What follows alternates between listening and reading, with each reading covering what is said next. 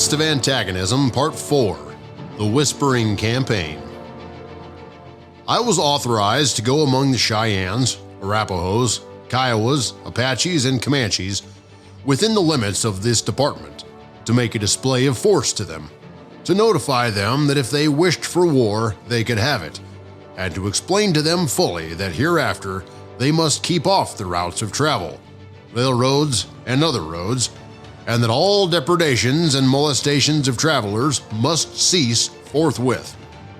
I was also empowered to arrest any offenders of the tribes above named who should be designated by their agents as being guilty of offenses against the laws, and to explain to the Indians and impress upon their minds the fact that all threatening of our military posts by them, verbally or by messengers or otherwise, must cease at once, or war would ensue. Major General Winfield Scott Hancock.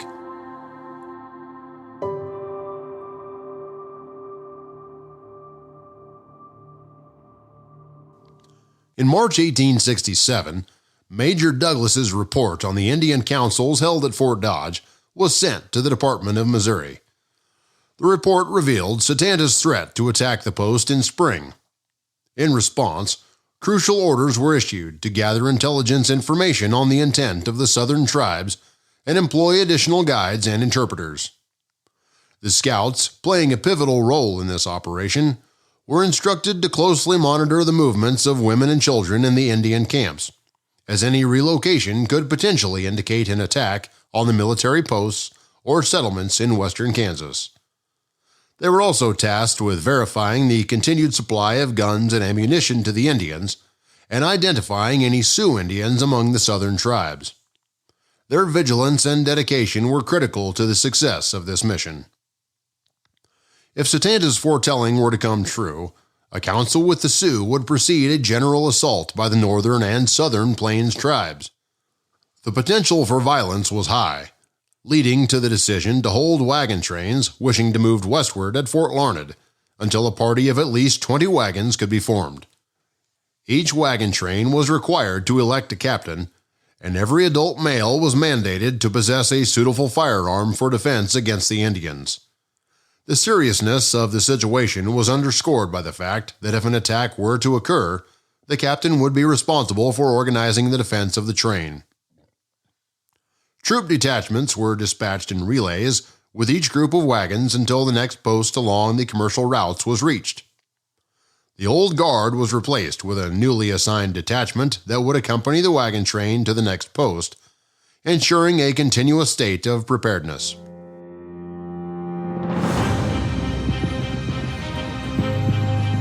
Wild West Podcast proudly presents In the Midst of Antagonism, Part 4, The Whispering Campaign.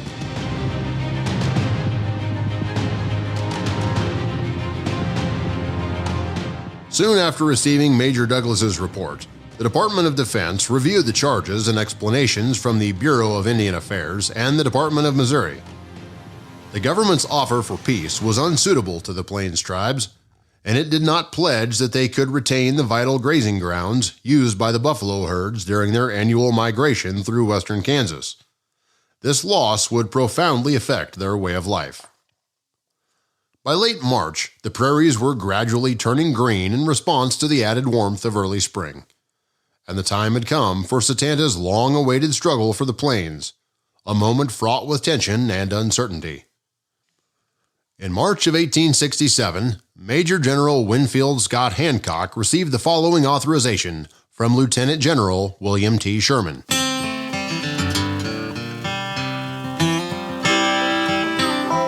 I authorize you to organize out of your present command a sufficient force to go among the Cheyenne, Arapaho, or Kiowas, or similar bands of Indians, and notify them that if they want war, they can have it now.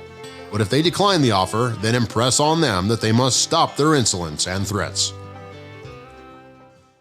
Under Sherman's directives, General Hancock embarked on the monumental task of organizing the expedition to the central Great Plains.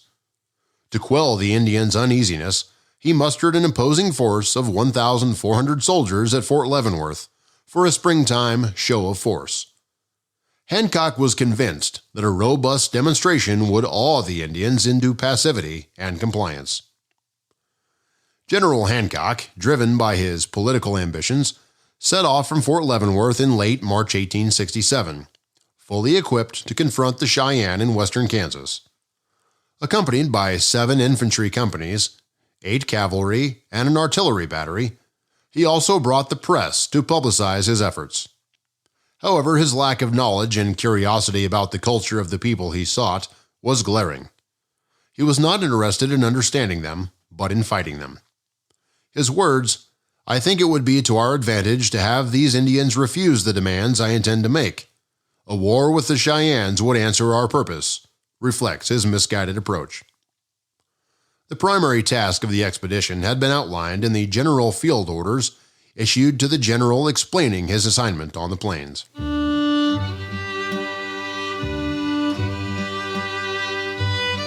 It is uncertain whether war will result from the expedition. It will depend upon the temper and behavior of the Indians with whom we may come in contact. We prepare for battle and will make it if proper occasion presents. We shall have war if the Indians are not well disposed towards us. If they are for peace, and no sufficient ground is offered for chastisement, we are restricted from punishing them for past grievances recorded against them. These matters have been left to the Indian Department for adjustment. No rudeness will be tolerated from any bands of Indians we may encounter. We wish to show them that the government is ready and able to punish them if they are hostile, although it may not be disposed to invite war.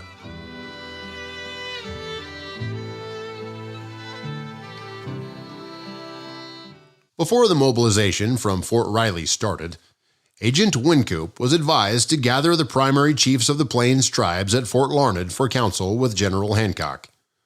With a hopeful heart, Wynkoop anticipated a peaceful resolution when, in March 1867, Major General Winfield Scott Hancock informed him that he intended to conduct a military expedition along the Arkansas River. Hancock pledged that he was not aspiring to wage war, and that he would collaborate with Indian agents. However, Hancock's course could not have been better calculated to commence hostilities. His 1,400 troopers marched from Fort Riley to Fort Larned, while Wynkoop summoned Cheyenne leaders to talk with Hancock.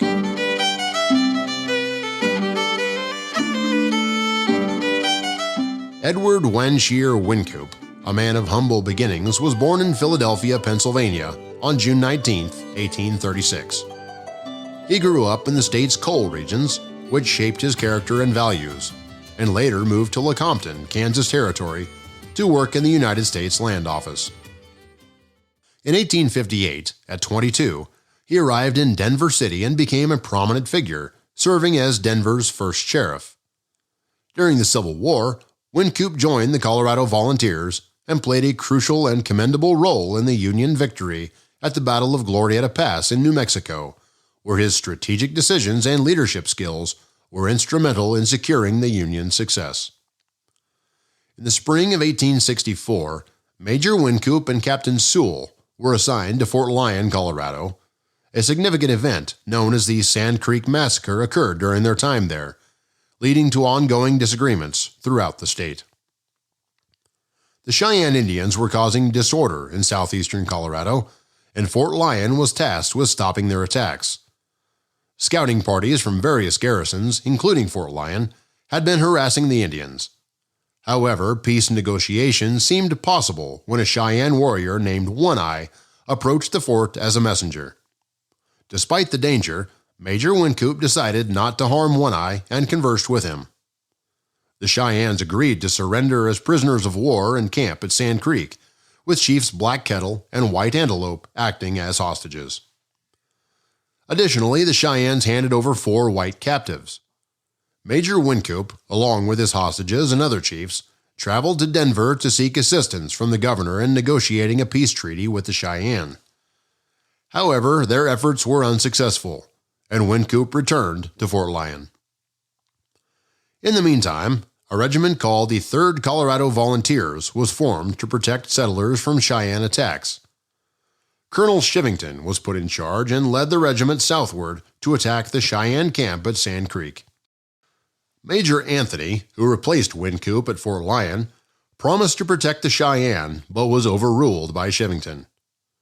Captain Sewell, however, refused to participate in the massacre, even when threatened with arrest by Shivington.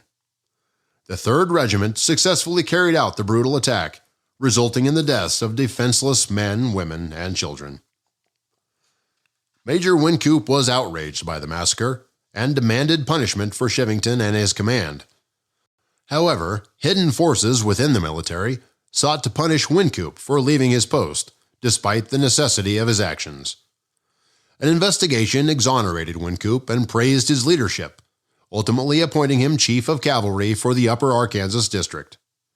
Shivington and some officers narrowly avoided imprisonment, but faced criticism from the War Department. However, his protests against the Sand Creek Massacre caused him to lose public support. Disillusioned with the situation in Colorado, he resigned from the Army in 1866 and traveled to Washington, D.C. to meet with President Andrew Johnson. Wynkoop hoped to be appointed as an agent for the Cheyenne and Arapaho Indian tribes, but Johnson initially wanted him to remain in military service. Eventually, the president agreed to appoint Wynkoop to the position he desired. Subsequently, Wynkoop was sent to Fort Larned, Kansas, to begin his new duties.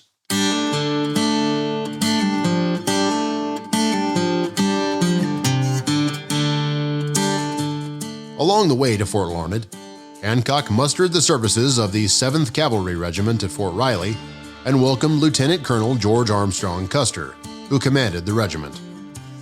Custer's assignment was to lead the cavalry strike force to pursue and eradicate the Indians if necessary. In addition to Custer's troops, he oversaw 1 detachment of White Scouts and another of 15 Delaware Indians under Fall Leaf.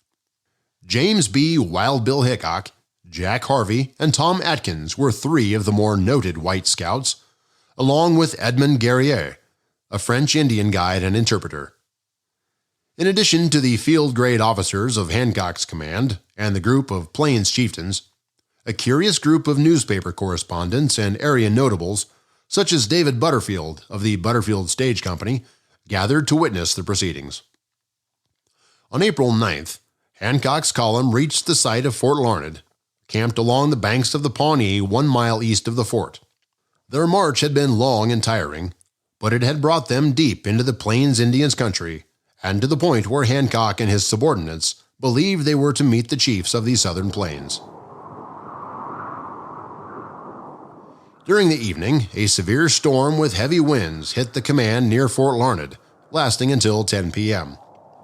Luckily, no men were lost as they were in camp, which would almost indeed have been the case had the column been on the march on the open prairies. For at times the snow was so blinding that it was tough to move from one point to another in camp. The animals were saved by doubling their corn ration. The snow accumulation measured 8 inches. Due to the storm, the planned April 10th council meeting with Cheyenne was postponed. On the 11th, Colonel Wynkoop informed Hancock that the Cheyennes and Sioux wanted to hunt buffalo and would not make the April 11th council at Fort Larned. Although Hancock thought the circumstance suspicious and not sufficiently significant to warrant the Indian keeping their engagement with him, he decided to wait another day before marching toward the Indian camp. It wasn't until late on the evening of April 12th that a small entourage of Indians appeared, riding in from the west along the Pawnee Fork. When they reached the expedition encampment, General Hancock prepared a Sibley tent and issued the necessary rations. They were the 3 chiefs of the Dog Soldier Cheyenne: Tall Bull, Bull Bear, White Horse, White Hair of the Almahisho Band, and Lean Face from one of the smaller southern bands. They were accompanied by 10 to 12 warriors, whom Hancock described as men of less importance. General Hancock was openly critical of the tribes when he found that some of their chiefs were missing when the initial council was convened. The general considered their absence evidence of willful arrogance rather than the result of tardy notification. The council took place around a fire built outside the commander's tent.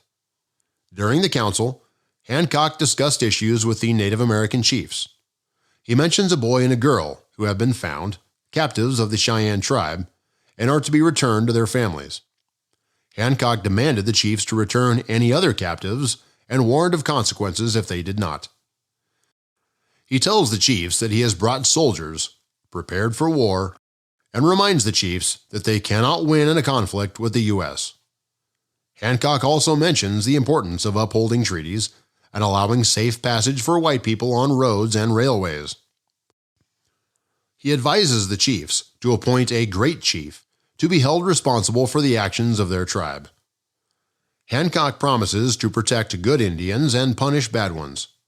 He concludes by stating he will put his words in writing and distribute them to military posts. The chiefs must decide between war and peace. Hancock concluded the April 12th meeting by revealing he wanted to meet with the other chiefs. Still, they begged Hancock to keep the soldiers away from their village, as their people were fearful of an attack like the one Chivington had committed at Sand Creek in November of 1864. Hancock ignored their concerns and proceeded west the next day to the village of 300 lodges. Major General Hancock understood that the Indians planned to remain in their village and that the council would be held the following day.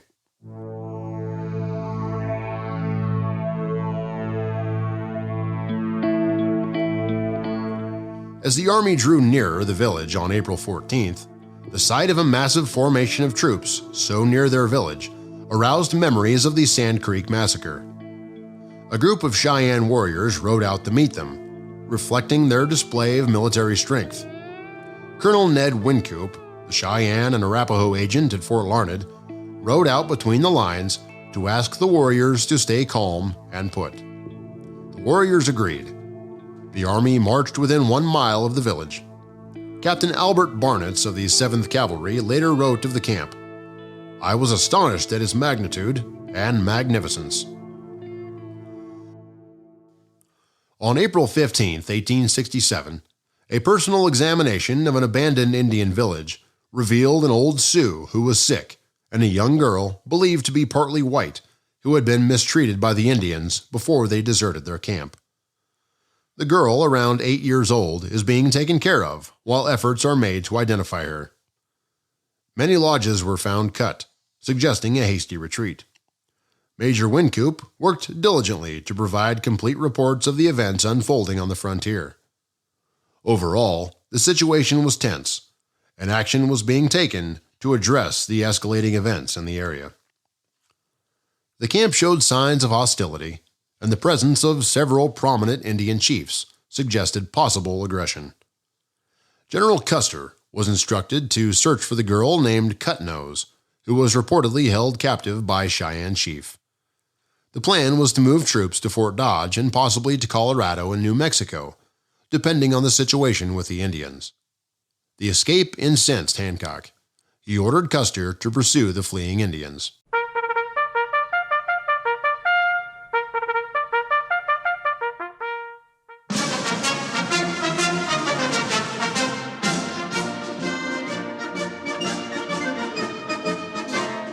On April 15th at 5 o'clock, Custer embarked on his relentless pursuit of the Indians, leading 4 squadrons of the 7th U.S. Cavalry. Custer discovered their trail a short distance from the abandoned village and swiftly followed it toward Walnut Creek. As he approached, he found an abandoned campsite, a clear sign of the Indians' hasty flight. The evidence was compelling, with their burning fires still smoldering. Further exploration led them to ponies, loaded and packed, tied to trees. The Indians had been too hard-pressed to carry them off, a testament to Custer's relentless pursuit. The 4 cavalry squadrons followed them closely, their trail crossing Walnut Creek and leading along its left bank toward its bedwaters. He found that he was gaining upon them rapidly, and learned from his Delaware scouts that they had seen small parties of Sioux or Cheyenne, evidently the rear guard, before him. Even though he had difficulty crossing Walnut Creek, he was confident he would overtake the Indians. At this point in the pursuit, Custer left his wagons containing forage and ammunition to follow. He ordered 1 cavalry squadron to guard the wagons and ammunition, and pushed on with his remaining force, hoping to overtake them before nightfall. As the pursuit intensified, the Indians, feeling the heat, broke into numerous small bands and scattered in different directions. Throughout the afternoon, Custer and his scouts realized they had lost the trail, a surprising turn of events. Being new to the Indian tactics, Custer failed to recognize a familiar Indian tactic. Fearing for their families and managing weak and overburdened ponies, the Indians realized the danger of trying to outpace the cavalry. Therefore, they evaded the pursuit by scattering into smaller groups, catching Custer off guard. Seeing the division of trails, Custer had the cavalry follow the main trail, which led in the general direction of Walnut Creek. The pursuit of the Indians on the main route continued until about 5 p.m., when the track became so small that it was narrowly observable. Having marched over 35 miles continuously, except while watering, the troops halted and encamped at the headwaters of Walnut Creek. The cavalry camped and cared for their horses. At 4 a.m. on the morning of the 16th, they again marched in pursuit of the main trail. It was a miserable day with cold, sleet, and rain. Each mile traveled eastward must have been a painful reminder to Custer of the fruitless westward miles he had been duped into covering while following false trails. Custer moved his troops through the valley of a small stream in the direction of smoke seen by his Delaware scouts the previous evening. Traveling in that direction, they hoped to find the Indians encamped or strike their trail. However, they were disappointed after marching 13 miles without discovering any signs of the Indians. Undeterred by the setback, General Custer pressed on, his resolve unshaken. Despite the inaccurate information about the country and his distance from Smoky Hill, Custer retraced his steps to Walnut Creek, a testament to his resilience. He rested his animals and pushed on to Smoky Hill, where he believed the Indians had gone, hoping to intercept them before they crossed that stream. This display of unwavering determination in adversity is a hallmark of Custer's character. Unfortunately, Custer's information concerning the country where he was operating and his distance from Smoky Hill was inaccurate. As it was, his guides whom he relied on deceived him, causing him to order a retrograde march 9 miles off the trail to acquire water. While his troops rested and cared for their horses, Custer took his dogs out on the plains for a buffalo hunt. During his hunt, he accidentally shot his horse and stranded himself on the prairie. Fortunately, a patrol from his unit found him and returned the embarrassed colonel to his command. Custer writes about his lone venture in hunting buffalo in his book, My Life on the Plains.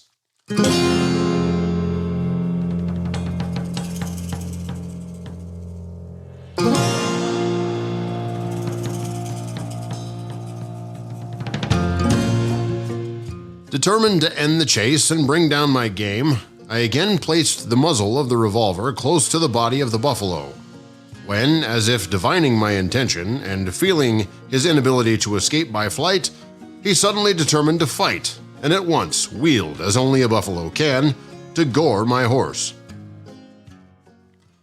So sudden was this movement, and so sudden was the corresponding veering of my horse to avoid the attack and retain my control over him, I hastily brought up my pistol hand to the assistance of the other. Unfortunately, as I did so, my finger, in the excitement of the occasion, pressed the trigger, discharged the pistol, and sent the fatal ball into the very brain of the noble animal I rode. I found myself whirling through the air, over and beyond my horse's head. In a moment, the danger I had unluckily brought myself stood out in bold relief before me. Here I was, alone in the heart of Indian country, with warlike Indians known to be in the vicinity. I was not familiar with the country. I was at a loss to know how far I had traveled, or in what direction from the column. In the excitement of the chase, I had lost all reckoning. Indians were liable to pounce upon me at any moment. My command would not tote my absence probably for hours. 2 of my dogs overtook me, and with mute glances, first at the dead steed, then at me, seemed to inquire the cause of this strange condition of affairs. Their instinct appeared to tell them that they were in misfortune. After wandering about 3 or 4 miles, Custer saw a column of dust that he knew had to be one of 3 causes: white men, Indian, or buffaloes. Fortunately for him, Custer had stumbled on his cavalry on this occasion. Custer's delay at Walnut Creek lasted until 7 p.m., when he marched toward Smoky Hill, striking that stream 13 miles west of Downer's Station.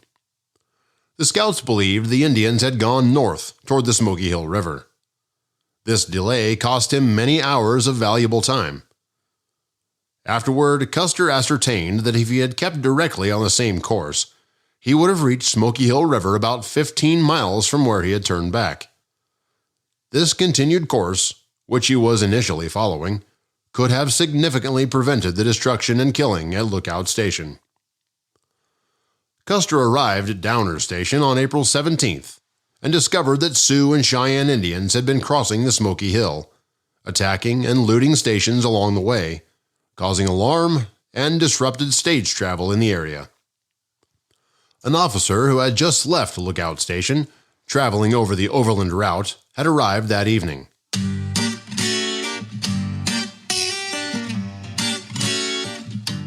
The officer reported that he had learned from frightened station employees about the extent of the Indian outbreak, with stage stations being attacked and burned along the route.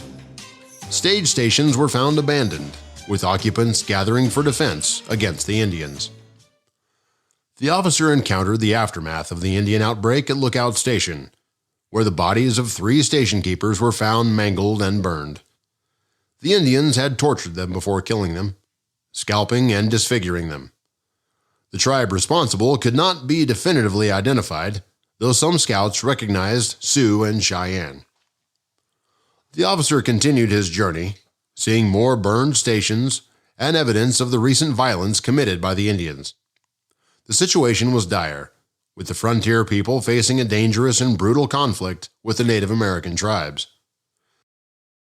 Custer sent a dispatch to Hancock warning of Indian engagements in the area, and that the escaping band of Indians he was pursuing was responsible for the carnage.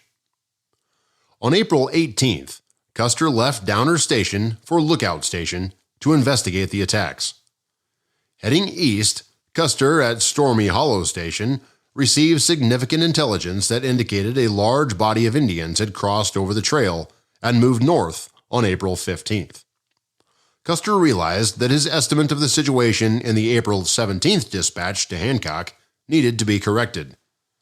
He had previously believed that the Indians crossed over the stage road beginning on April 16th. For the Pawnee Fork Indians to have made a 50-mile movement over 2 nights in one day was a very plausible trek for Plains Indians. However, new information revealed that they had crossed the road on April 15th, 12 hours earlier. That would have meant covering 50 miles in less than 24 hours. This seemed much less likely to Custer, considering the Indians traveled with hundreds of women and children on weak, overburdened ponies. Custer then continued towards Fort Hays, where he received reports of hundreds of armed Indians passing by Stony Hollow Station, displaying hostile intentions. Some claimed to be friendly, with papers from Fort Laramie officers, but were likely Sioux and Cheyenne who had abandoned their villages. Custer also heard of other Indian parties headed north and saw their trails, but decided not to pursue them due to limited supplies. The situation was tense, with multiple Indian groups causing havoc in the region, leaving a trail of destruction in their wake. Custer believed that the Indians had moved towards the North Platte, so he replenished his supplies at Hays and then surprised them at Solomon Fork. However, he found no forage for his expedition when he reached Fort Hays. The lack of supplies for his horses prevented him from continuing the pursuit. Despite marching quickly from Pawnee Fork, covering 154 miles in 4 days, Custer was forced to abandon his mission due to the need for more supplies. He had hoped to intercept the Indians at the Solomon Fork or Beaver Creek, but the delay at Hays made it impossible. To continue his pursuit, Custer had to bring forage from Fort Harker, which was frustrating for him as he believed that he could have overtaken the Indians within the next 2 days if he had executed his planned movement from Hays. When forage was secured, Hancock ordered Custer to resume operations, allowing him to pursue Indians by following their trails. Additionally, Hancock tasked Custer with protecting the mail route and taking charge of the Smoky Hill line.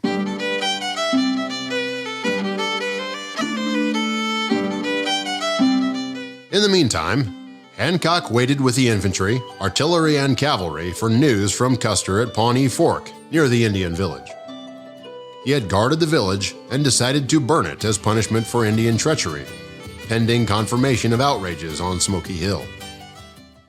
Upon Custer's first report of Indian depredations at Lookout Station, Hancock ordered the destruction and removal of the villages on April 19th.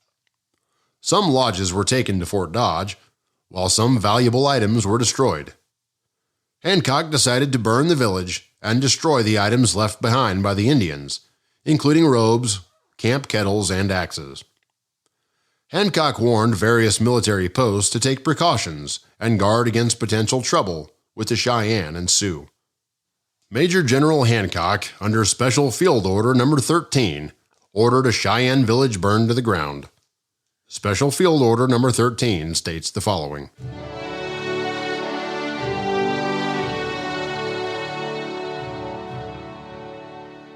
As a punishment for the bad faith practiced by the Cheyenne and Sioux who occupied the Indian village at this place, and as a chastisement for murders and depredations committed since the arrival of the command at this point by the people of those tribes, the village recently occupied by them, which is now in our hands, will be destroyed. Captain G.W. Bradley, AQM, the expedition's chief quartermaster, will preserve and treat all property within the village, such as tools, camp equipment, etc., as captured property.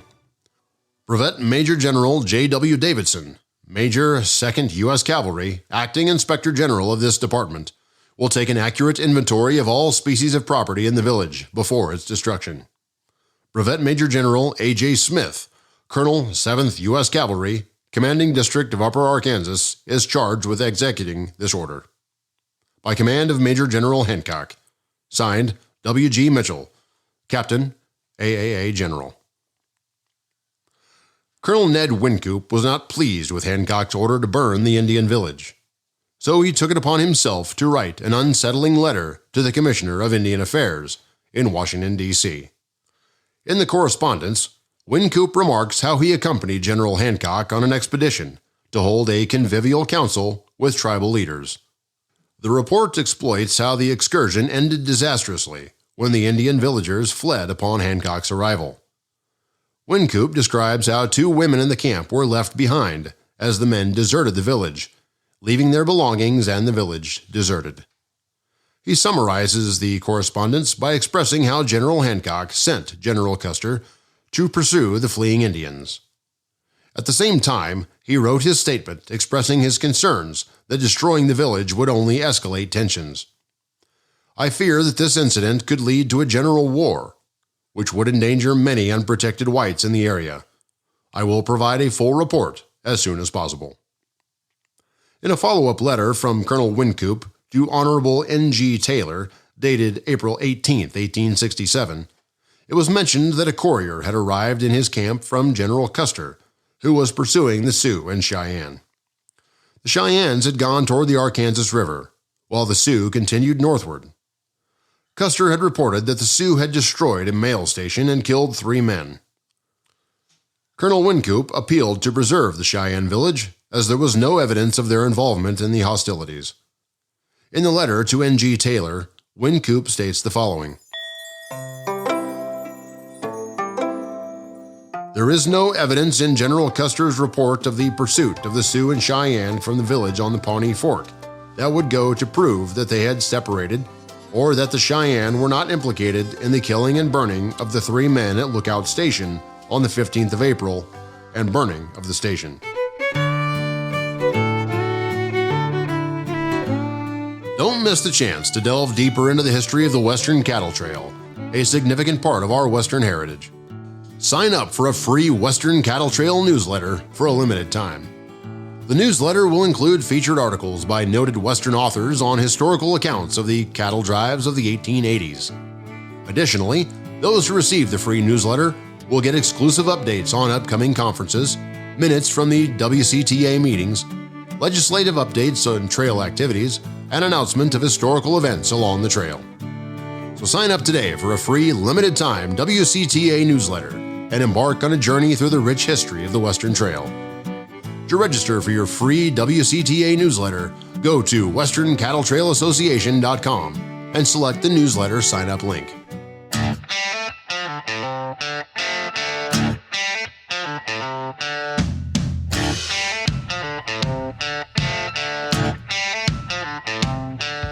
That's it for now.